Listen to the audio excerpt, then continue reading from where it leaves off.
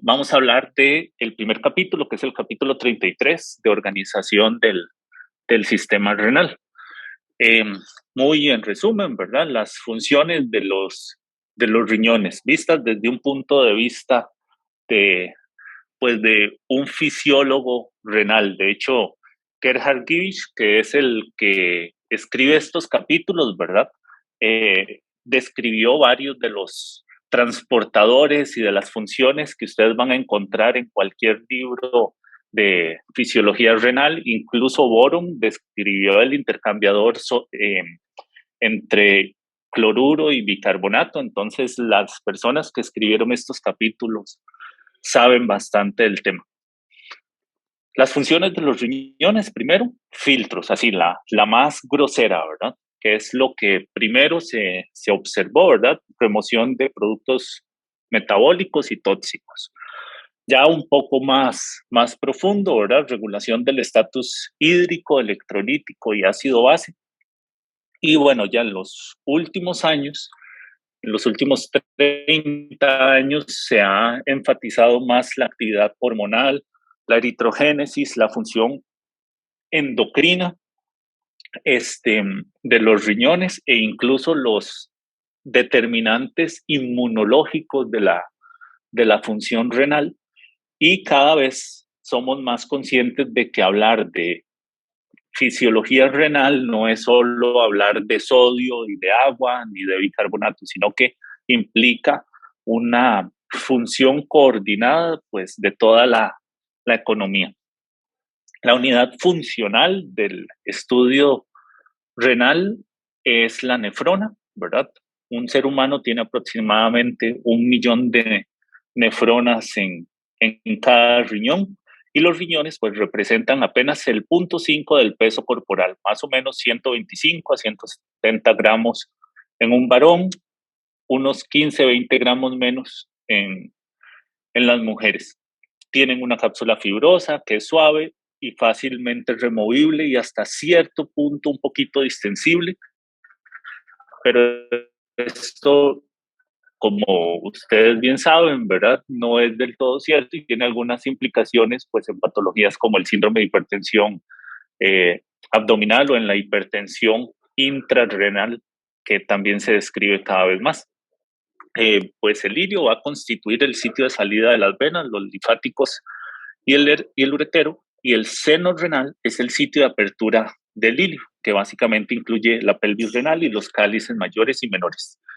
Esa es una estructura, ¿verdad? Un esquema de la localización renal, ¿verdad?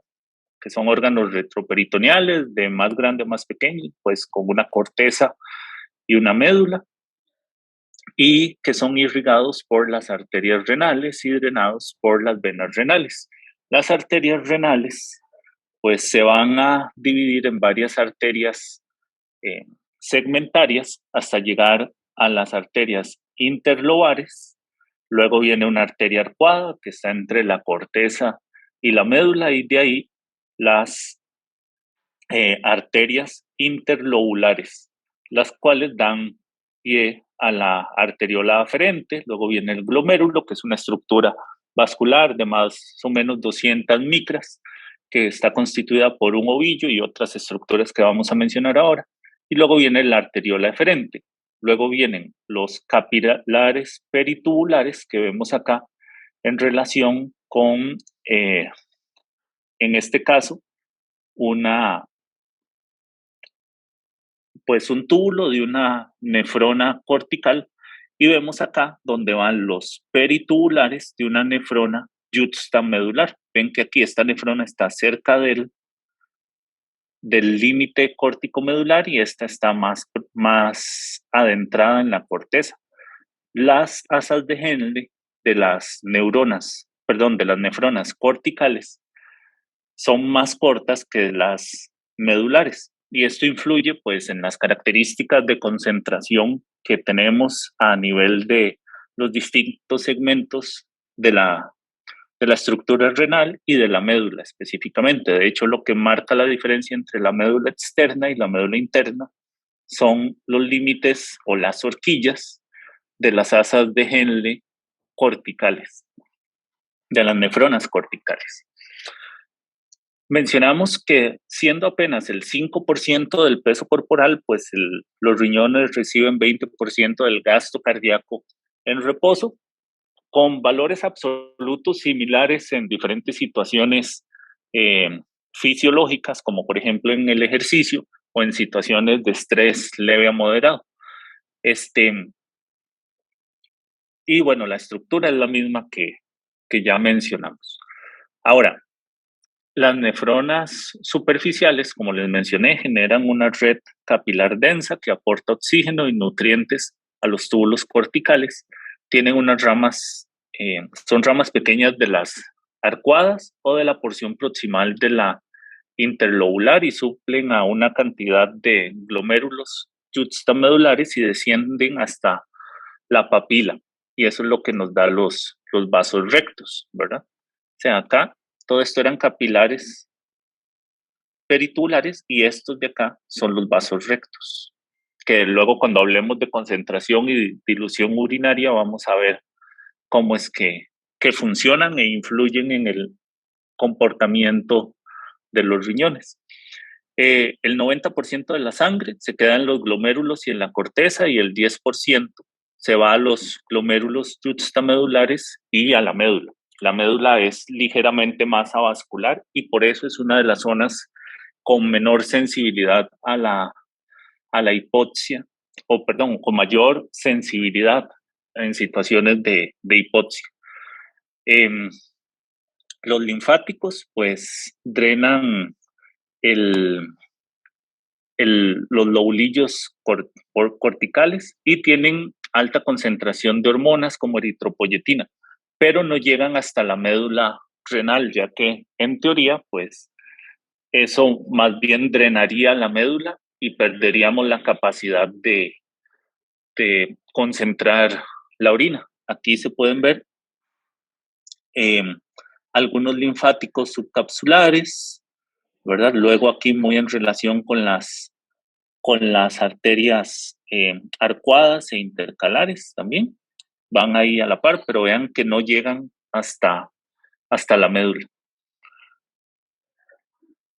Bueno, como les había mencionado, tenemos más o menos 1 millón de nefronas por riñón. Son en realidad bastante pequeñas, ¿verdad? Casi todo lo que ustedes van a ver cuando vean libros de fisiología va a ser nefronas o de rata o de perro. Nada más se los digo ahí porque con frecuencia somos dados a creer que lo que está ahí es exactamente de seres humanos y en realidad casi nunca es así. Con excepción de algunos estudios ultraestructurales que son más comunes en niños y todo, casi nunca pues se hacen estudios en nefronas humanas. Como les había mencionado, el glomérulo, ¿verdad? Es una estructura vascular de cerca de unas 200 micras de radio. Esto sí en los seres humanos, las de las ratas son más pequeñas. Y el número de nefronas depende de la edad, del género, la salud renal, del peso al nacer. Los túbulos son la estructura epitelial de la nefrona, ¿verdad? Y empiezan en la cápsula de Bowman, que es el espacio o la estructura epitelial que está rodeando a los glomérulos. Luego se va a seguir, pues, de los túbulos, del túbulo contorneado proximal, el colector, etcétera. Ya los vamos a ver ahora. De hecho, lo que les mencionaba, ¿verdad? Que en la rata los glomérulos juxtamedulares son un poco más grandes. Eso no es tan cierto en los seres humanos. Pareciera que, pues, en nosotros sí tienden a ser más parecidos. Pero como les digo, estos son un montón de datillos curiosos que nos interesan a los fisiólogos al hacer fisiología comparada. Luego otro día podemos ver cómo respiran los anfibios y las aves. Es muy interesante también. Ayuda mucho a entender transporte de oxígeno. Y bueno, esta es la estructura general, ¿verdad? Entonces tenemos un glomérulo seguido de la cápsula de Bowman, luego el túbulo contorneado proximal, que es todo este, que tiene o el túbulo proximal que tiene una parte contorneada y una parte recta. Entonces, este es el túbulo contorneado proximal, este es el túbulo recto proximal.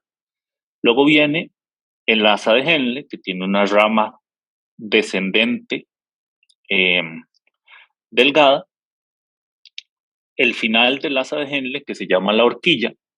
Luego tenemos la rama ascendente gruesa del asa de Henle, luego la rama ascendente gruesa. Esta era ascendente delgada, esta ascendente gruesa. Luego tenemos el túbulo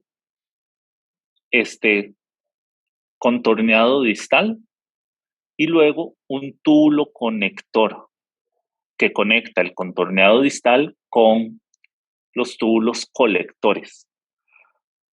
Bueno, resulta que para estas diferencias, ¿verdad? Toda esta nomenclatura se han hecho varias eh, conferencias incluso, y toda esta división viene dada por diferencias microestructurales, ultraestructurales y también diferencias funcionales en cada uno de estos sectores. Ustedes van a ver que a veces hablamos nada más del túbulo colector eh, como un todo, pero es diferente el túbulo colector cortical que el colector medular externo y que el colector medular interno. Entonces, pues, como les digo, a veces lo sobresimplificamos, pues, aún más, ¿verdad? Ahí estamos viendo cómo se abre un túbulo eh, colector en la pelvis, en los cálices renales, ¿verdad? Esta es una imagen de microscopía electrónica. Ahora, el corpúsculo renal, propiamente, ¿cómo está formado? Por tres componentes: el elemento vascular, el mesangio y la cápsula y el espacio de Bowman. Dentro de los elementos vasculares, pues acá tenemos la arteriola aferente, tenemos el ovillo de, eh, de vasos sanguíneos, ¿verdad? Que son arterias, ¿verdad? Y luego la arteriola eferente, eferente y luego la aferente. Luego tenemos el aparato yuxtaglomerular que está dado por la arteriola aferente, la arteriola eferente, esta porción que se llama la mácula densa, que es parte eh, del túbulo distal. Básicamente es esta parte de acá, el túbulo distal, donde pasa cerca de la apertura o la separación de la arteriola aferente y eferente. Y ven que viene pintado una parte de negro. Eso es porque está repleta de gránulos que se ven oscuros en la microscopía, y lo que están llenos esos gránulos es de renina. Entonces acá en la mácula densa es donde se libera renina a nivel renal, porque se libera renina en un montón de órganos. Y luego es las células mesangiales, que se comportan como células de sostén. Este es el aparato yuxtaglomerular.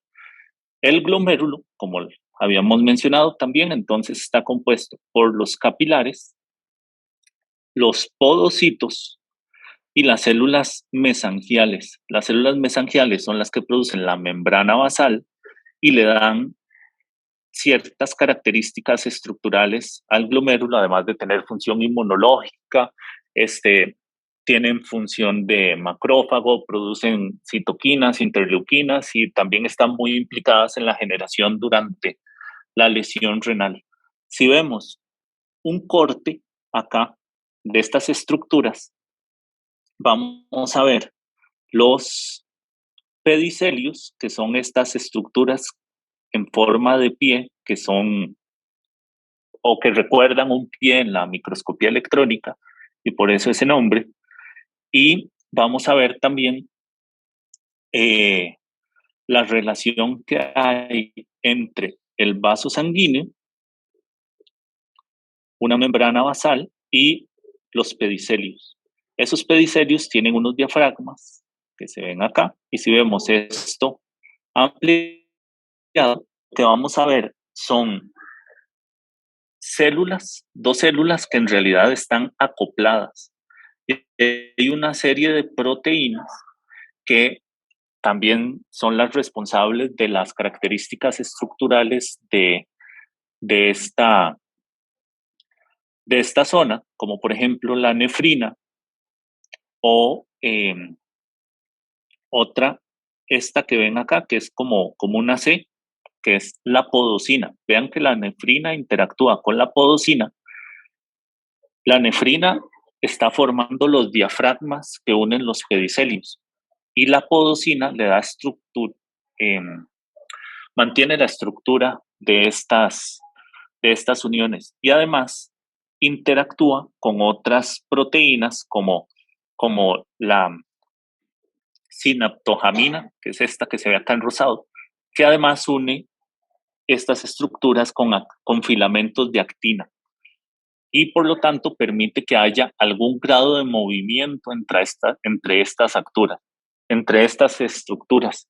Vamos a ver que puede haber enfermedad renal por alteración en cualquiera de esas proteínas, y también en enfermedad aguda, pues se van a alterar. Esta es una microscopía electrónica donde están viendo acá un podocito.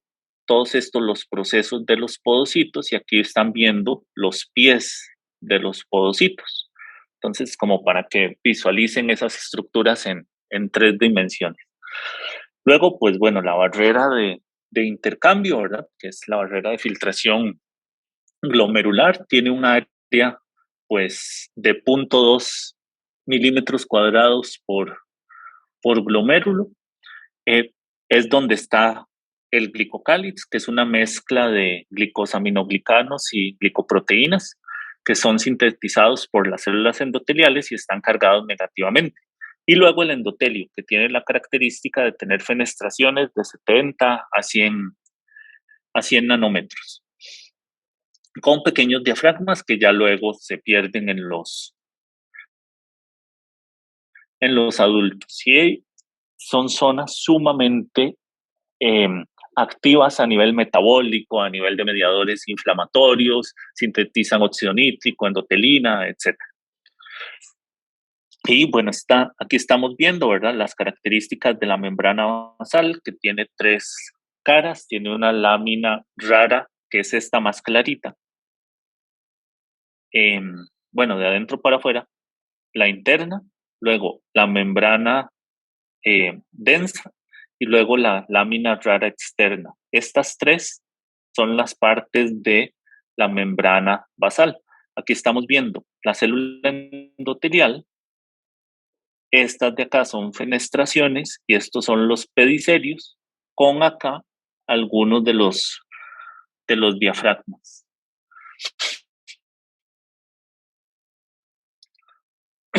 Esos diafragmas, como les había mencionado, ¿verdad?, presentan poros, y estos poros también están implicados en la selectividad de la membrana o de la barrera de filtración glomerular. La mayoría de estas proteínas, como la nefrina, la NEF1, que es esta acá en verde más limón, tienden a tener carga negativa. Por eso las sustancias con carga positiva son más fácilmente atraídas a esta zona.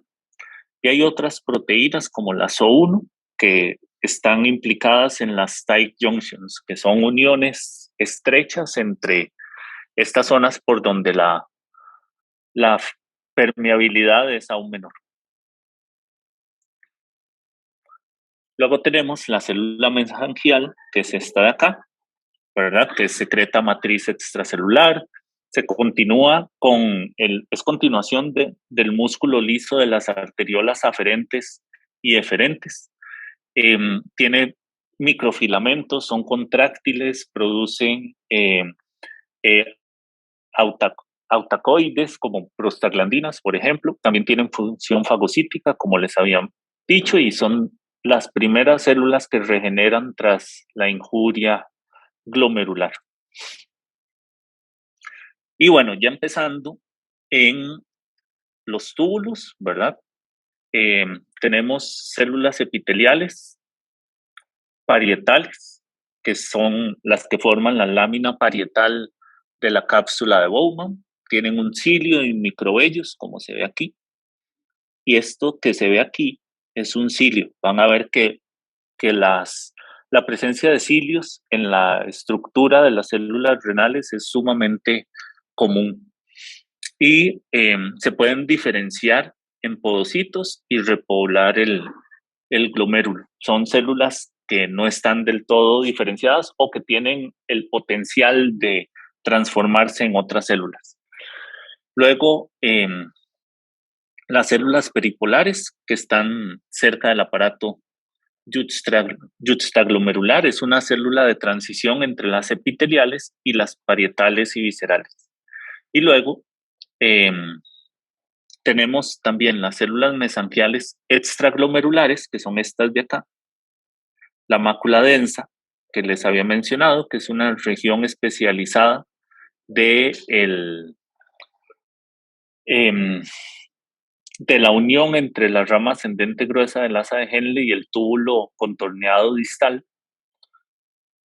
Y luego están las células, y estas células de acá, las que están en contacto con la arteriola aferente y eferente, son las células granulares, que como les había mencionado, son las que producen y liberan renina por estímulo principalmente beta-adrenérgico.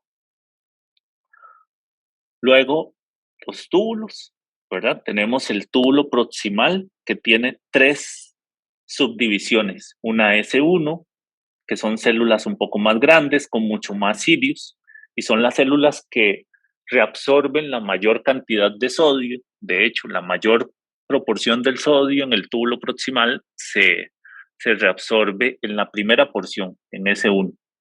Luego la porción más distal del túbulo proximal, más hacia esta zona recta, se llaman las células S3, que vean que son células más pequeñas, con menos cilios. Luego vienen pues el asa de Henle, vean que las células cambian mucho su estructura y vemos que en la rama ascendente del asa de Henle vuelven a ser células mucho más altas, con muchas más organelas en relación a la cantidad de o a la función metabólica que van a hacer estas células. Luego las nefronas superficiales tienen una rama ascendente que es un poquito más corta y las yuxtamedulares tienden a ser un poco más larga. Y ahí llegan a la mácula densa, que se continúan con el túbulo contorneado distal. Luego van a venir el conector, donde tenemos dos tipos, empiezan a aparecer estos dos tipos de células, las células conectoras o las células del túbulo conector y células intercaladas. Y luego ya en el túbulo colector propiamente, donde tenemos células intercaladas y principales, como normalmente se maneja siempre pues en los libros de fisiología. Y pues bueno, las principales son 2/3 de las células, ¿verdad? Los túbulos colectores tienen menos mitocondrias, tienen un cilio, que vamos a ver cuando hablemos de potasio y un poco de sodio, la función de ese cilio. Van a reabsorber sodio y cloruro y secretan potasio. Las intercaladas no tienen cilio. Las alfa secretan hidrogenión y las beta secretan bicarbonato. Entonces, dependiendo del estatus ácido-base, pues se activa una versus la otra.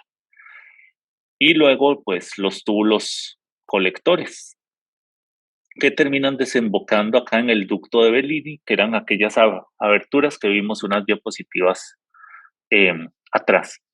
Un punto importante es que hay la estrechez entre las células epiteliales va aumentando desde el túbulo acá, perdón, proximal al túbulo colector. Cada vez el paso paracelular de sustancias se vuelve más difícil porque hay mayor cantidad de tight junctions o uniones estrechas entre las estructuras tubulares. Y eso hace que disminuya la permeabilidad y aumenta también la resistencia eléctrica, que vamos a ver que en ocasiones, pues, tanto los gradientes eléctricos como los gradientes químicos son los determinantes del movimiento de una sustancia a nivel tubular. Y luego tenemos los gap junctions, que son vías de baja resistencia entre células tubulares vecinas, pero sí hay que tomar en cuenta que generalmente dentro de estas células solo, o más bien están presentes solo entre células del mismo tipo. Por ejemplo, solo una principal solo tiene una unión en hendidura con otra célula principal y no con las intercaladas. Y eso permite también que se comporten en ocasiones como una unidad principalmente eléctrica. ¿Cómo se da el movimiento de sustancias en el capilar? Bueno, de forma muy gruesa, regido por leyes de Starling. Cada vez más estamos conscientes de que las leyes de Starling, como se describieron hace casi 200 años, pues no son tan ciertas, ¿verdad? Son modelos mucho más complejos que básicamente requerirían que lleguemos a cálculo y ecuaciones diferenciales, pero nos vamos a mantener con algunos aspectos de esto que todavía siguen siendo relevantes.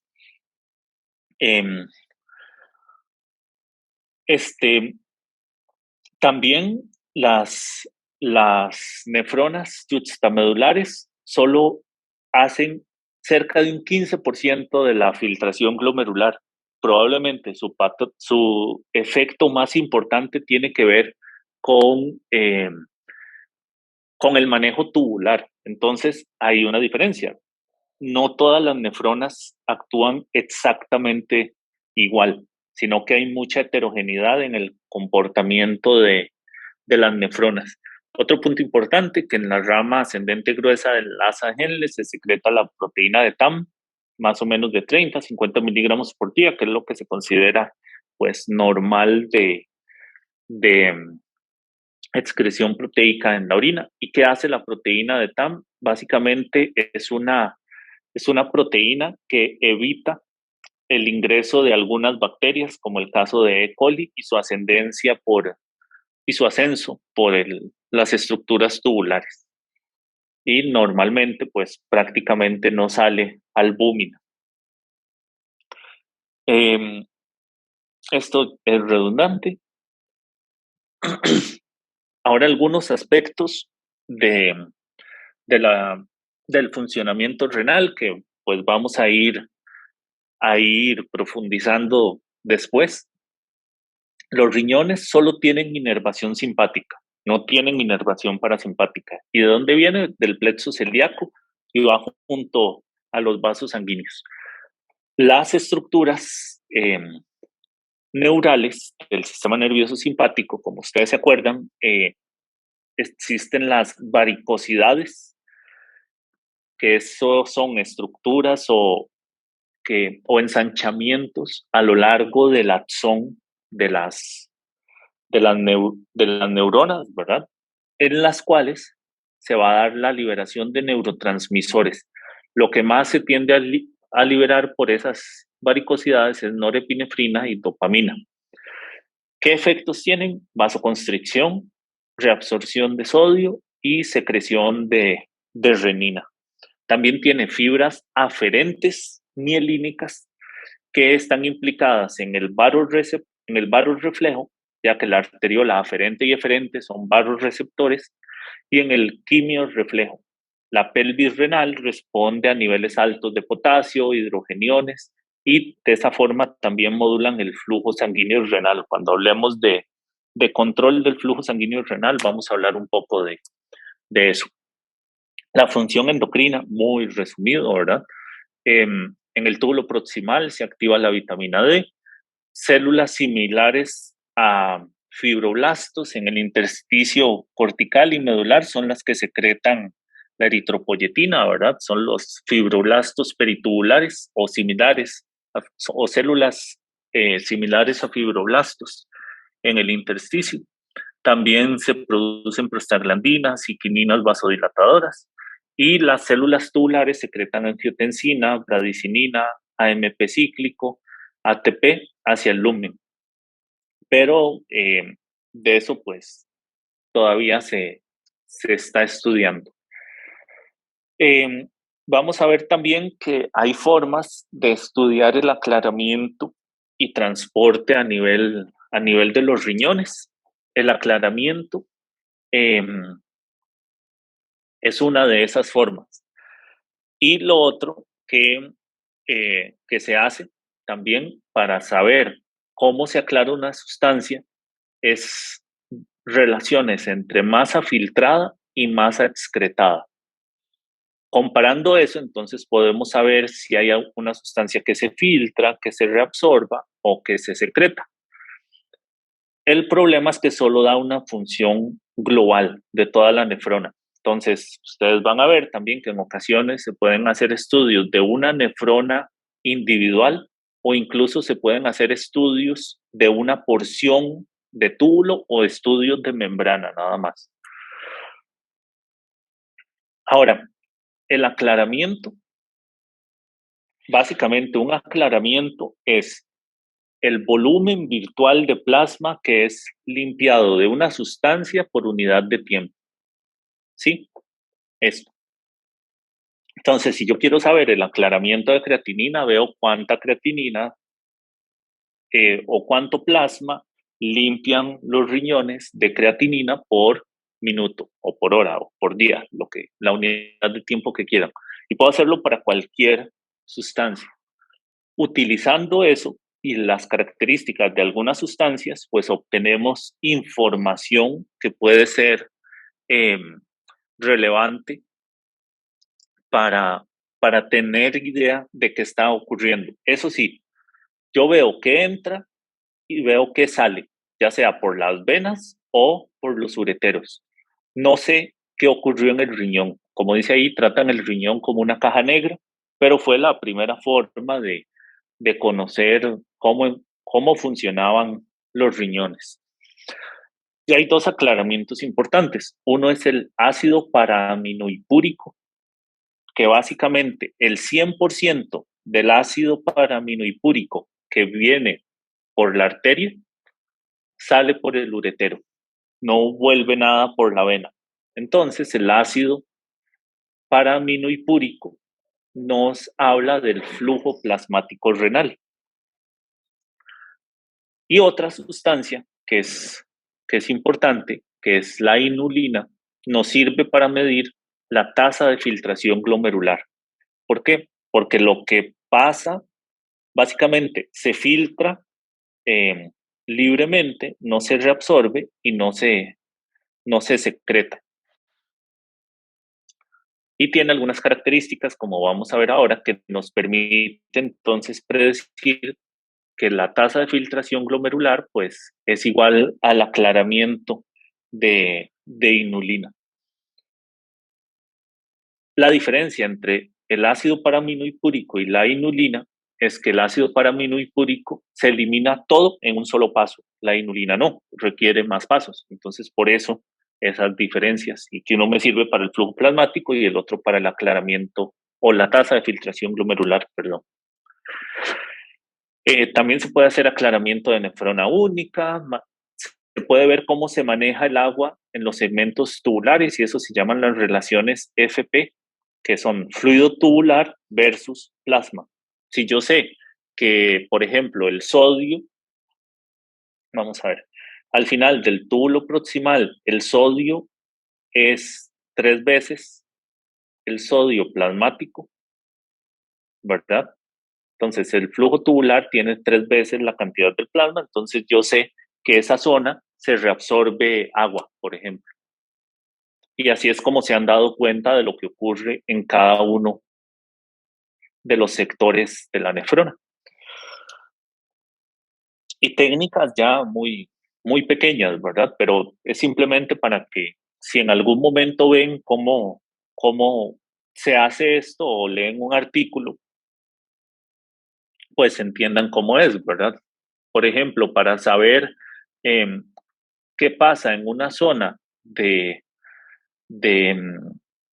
un túbulo, se pone una gota de aceite que bloquea el paso de sustancias ahí y se va midiendo aguas abajo y aguas arriba lo que está pasando en el líquido tubular en concentraciones muy pequeñas. Entonces ahí se puede ver qué pasa con sodio y agua. ¿Ok? Y bueno, ya lo último, en relación a el funcionamiento de ureteros y vejiga, ¿verdad? Básicamente, pues no van a modificar la composición o el volumen urinario. Eh, Como les había dicho, había al final un flap de mucosa que está sobre el orificio y ese flap previene el, el reflujo a nivel de la vejiga hacia el uretero. Están cubiertos los ureteros por epitelio transicional, tejido conectivo y sí tienen gap junctions y eso les genera eh, una serie de impulsos eléctricos que generan eh, un desplazamiento hacia la vejiga. Tienen un potencial de membrana, los miocitos de los ureteros, que tienen esta forma, es músculo contráctil, de ahí el comportamiento que hay en patología pues ureteral, ¿verdad? Con contracciones periódicas. Y eh, importante también que estas contracciones ocurren hasta sin, sin inervación. El músculo de la vejiga, pues también tiene eh, características contráctiles y se comporta como un sincicio. Eh, los ureteros, pues tienen inervación simpática de los plexos aórticos y pélvicos y abdominopélvicos. En general, el estímulo alfa es excitatorio, el beta inhibitorio. Y el parasimpático genera contracción ureteral por efecto de receptores muscarínicos o también por liberación de noradrenalina en receptores alfa a nivel preganglionar. Y la vejiga, pues inervamos el detrusor, el esfínter interno y el externo. Algo interesante es, bueno, esta es una figura de un,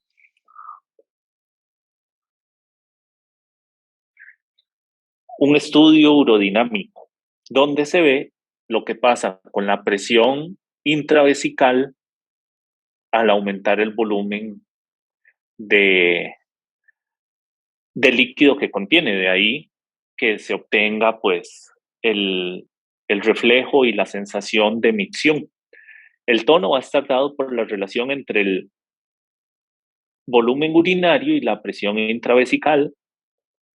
Se usa para medir la presión intravesical y con un cistometrograma, pues la relación presión-volumen, que eso no es lo mismo que hacemos cuando estamos midiendo presión intraabdominal y usando volúmenes bajos, asumimos que todo el aumento de presión que está ocurriendo en esta zona, la de mayor distensibilidad, que es abajo de 300 mililitros, por eso se hace con una cantidad pequeña de líquido, está dada eh, porque se traduce la presión del contenido abdominal pues en las condiciones que ya ustedes saben. Luego el reflejo de micción, que tiene control cortical y suprapontíneo, que va a tener un efecto principalmente inhibitorio. Está coordinado en el centro pontino de la micción. Viene primero una fase de almacenamiento, donde se estiran o se estimulan receptores de estiramiento que activan nervios esplácnicos, eso va a la médula sacra, y ahí, de forma local, mediado por los núcleos de ONUF, ¿verdad? Por inervación parasimpática se activa el detrusor, pero de forma cortical, pues podemos inhibir eso hasta cierto volumen, ¿verdad? Y activar el esfínter externo. Cuando se da el reflejo de la micción, pues hay una fase de vaciamiento, una relajación voluntaria del esfínter externo, seguido de el del esfínter interno, que ese sí es autonómico, y la orina en la uretra posterior genera una señal que hace que se inhiben el control cortical y se relaja se activa el detrusor generando vaciado de la vejiga. Y bueno, eso era esta parte.